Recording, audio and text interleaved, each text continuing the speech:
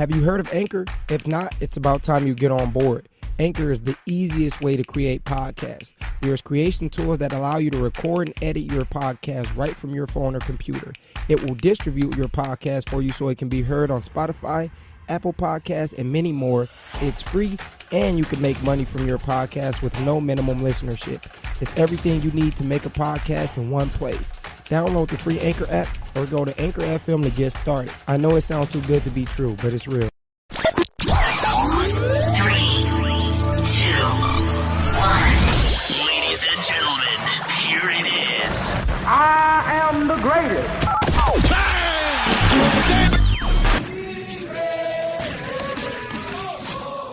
WISU presents Chop It Up the Podcast with Amere and Baylee Chamberlain. Your key to the sports world. Let's get to it. Yes, sir. It's Chop It Up the Podcast. Your key to the sports world. I'm Amere alongside my partner Baylee Chamberlain.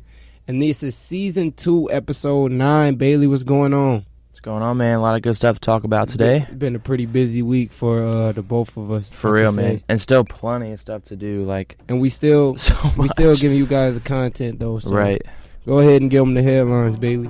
All right, in local news, Terre Haute South's wrestling team won their first ever regional championship on Saturday. 10 wrestlers advanced to the semi-state competition this weekend in Evansville.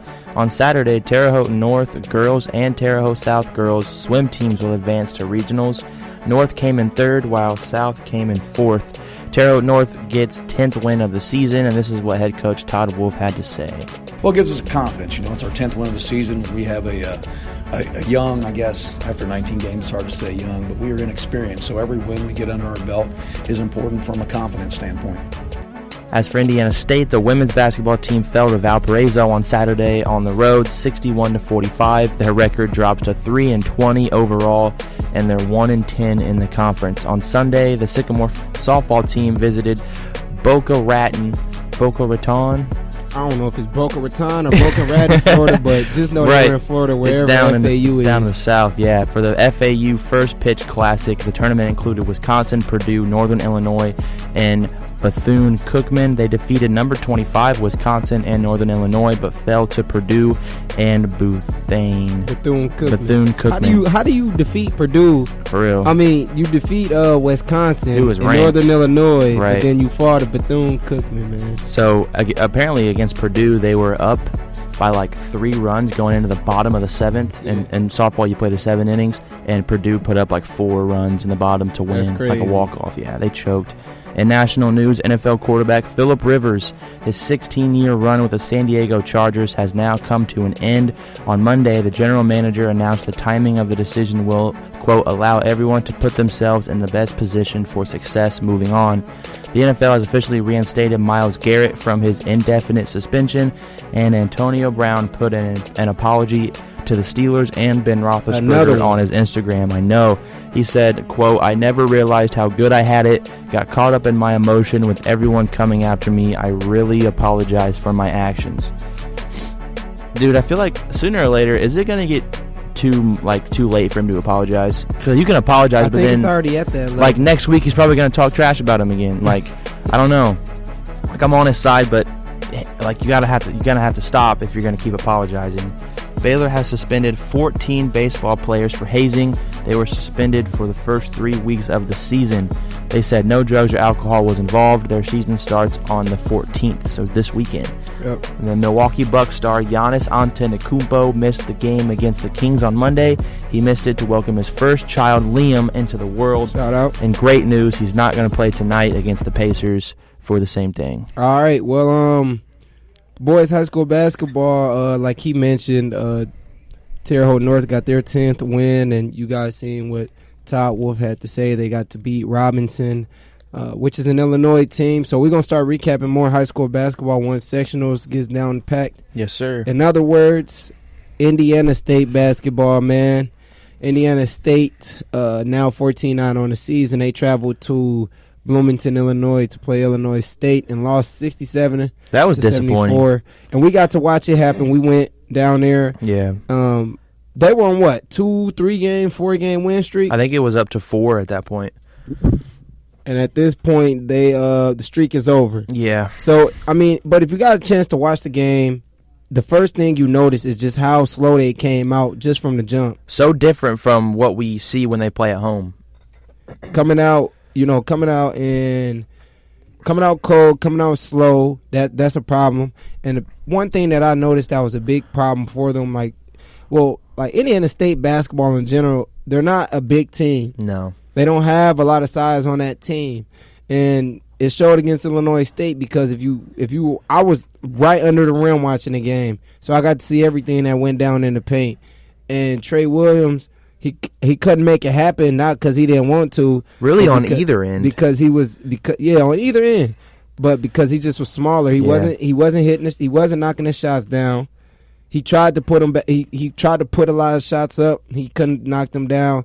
And then another problem that was for him is, he was getting rebounded over. Yeah. All game. And it's that typical, he just tried that little jump hook that we see him do, which is a good look for him because he is undersized sometimes, and that if you can get over your defender and kind of hook it over him, they just weren't falling at all that game. And I respect that he kept going for it, but like you said, he just shot not great. And honestly, Trey, he hasn't been playing how we thought he would play or how we wanted him to play, because earlier in the season it was the Williams and Laravia show. Now Williams is kind of slowing down a little bit, and then Laravia is just taking off. But you'd want to see Trey Williams be a little more productive on the offensive end. And I talked to somebody about Trey Williams, and they were telling me, how is Trey Williams, how did he have a bad game and he led the team in rebounds? He had 7. I was like, look, 7 rebounds is good when the other team has less than 7 rebounds. The leading rebounders for Illinois State had 9. Yeah. So, and there was 2 people with 9. So that's, it's nothing then. Right. That means you're getting out-rebounded by somebody if they got more than you. So at some point, he and then this is another thing that was a problem. Trey Williams, he got as much playing time as he did because of the problems that were going on.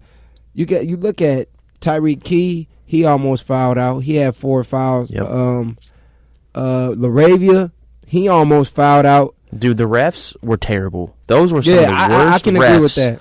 Everything was called. Sides, In both sides of the game, yeah. In the last, I don't know if it was 14. It was the last 14 minutes of the game. It was a bunch of fouls called. Oh, here we go. The last 9 minutes of the game. Last 9 minutes in the second half. No, that's the first 9 minutes into the second half. So from 20 minutes to 11 minutes, there were 16 combined fouls between the two teams. That's just the second half. It's insane. So you had Bradley was in the bonus, or I guess you could say Indiana State was in the bonus, with 13 minutes on in the whole game. So every time there was a foul, Indiana State would go to the free throw line. And then Indiana State started fouling a lot, so then the last probably 9-10 minutes of the game, both teams, whether it be a simple reach-in foul or any type of foul, there was going to be free throws shot. The refs were calling everything, and on both sides, they weren't just making bad calls for Indiana State, weren't just making bad calls for Illinois State. Both of the teams were in foul trouble, and you said earlier how many, talking about the minutes played for Trey Williams, Jake Laravia only played 16 minutes of the game. 16 out of 40 minutes is not what you want out of your star. 30 minutes. I'm sure Barnes played the whole game. He has 36 under his. Yeah. So that's just unacceptable. You want to stay out of foul trouble, but it's hard when the refs are calling literally every single thing. And we got to be close. We got to hear the emotion. We got to hear what Coach Lansing, and you can hear him talking to the refs man, this is nonsense. You can hear him saying there was one, the best player on the court. Yep, there was one where he literally said that's just a wrong call. You made the wrong call at that moment, and it affects the game when you have refs making these calls. Then your star player Jake Laravia has to play less than half of the game, and your team loses. Laravia went 3. He only shot 7 shots all night, 7 points, 5 rebounds, no assists, 4 fouls. He's 1 foul away from fouling out of the game. He's not going to play a lot. Same for Tyreek Key, like you said. It's just when you have refs making these kind of calls, it affects who you can play and the outcome of the game, really. Now, I mentioned earlier that it was really a slow start. Yeah. What I want to do is I want to let we always talk to Coach Lansing after the game. And one thing that he said is, you know what, I'm just going to let you guys listen to it. So go ahead, listen to this, and then we're going to come back let you know how we feel about it. We lost that game in the first half. We were just I'm not saying we weren't ready to go, but they hit first and we didn't respond very good. And a more physical, more aggressive team won tonight. All right, so if you listen to what he said, the first thing that stood out to me is the fact that he said we lost this game in the first half. And if you look at the stats, they really did. Yeah. They went 8 for 23 in the first half, all right? 2 for 7 from the 3. And then you go look at Illinois State side, and they went 12 for 27, which isn't that much better. Right. But that's all you need to be, is a little bit better than your team sometimes. So they were 44% from the field in the first half, while Indiana State was 34%, and that was enough for them to be down in the first half. Then you go to the second half, and it's still the same thing. So, you know, they still were they went like 11 for 31 in the second half, so they took a lot more shots. Yeah, they're actually getting shots up in the second half. 3 for 13 from the 3, which is 23%. Yeah. And then you look at Illinois State, 10 for 24 in the second half, that's 41%. 2 for 7 in the second half from the 3, that's 28%. Yeah. That's not bad. And then, you know, at the end of the day, all of the numbers are going to add up. Right. So, in total, Indiana State was 35%. They went 19 for 54. They didn't even make 20 shots in the night. And then you look at Illinois State, they went 22 from 51, which still isn't that good, but 43% is better than 35%. Yeah. So at the end of the day, they just weren't knocking down the shots. And like Coach Lansing said, they came out and Illinois State punched them in the mouth, and they just didn't respond well. See, like, that doesn't sit right with me, because, like, going into this game, Indiana State, you're on a 4-game win streak.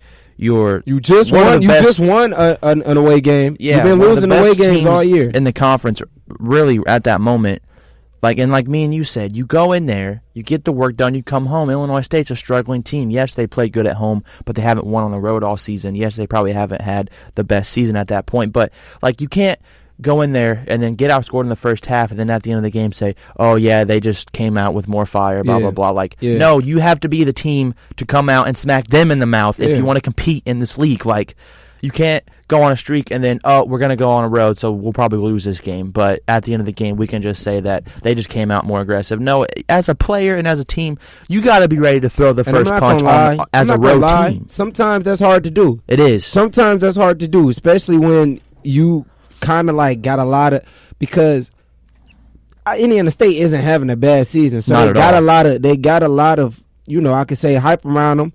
What are they, like the 5th in the conference, the 14-9? That's a 60% win percentage. 7-5 in the conference right now, and that means you've got a 58% chance to win in the conference. Yeah, and a 100% chance to win when you're at home. Right. So when it's on the road, it kind of is hard to do that. But I feel like the momentum was on their side. I don't understand really how you don't come out and you don't, fire from the jump. Now, there was a good spot for this game because Key and Laravia were limited because of foul trouble. Jordan Barnes did step up this game, 21 points. He shot 13 of 14 from the free throw line, so 13 of his 21 points were because, like we said, they were in foul trouble the whole game. Both teams were. So he put up 14 free throws, made 13 of them, but I liked what I saw out of Jordan Barnes.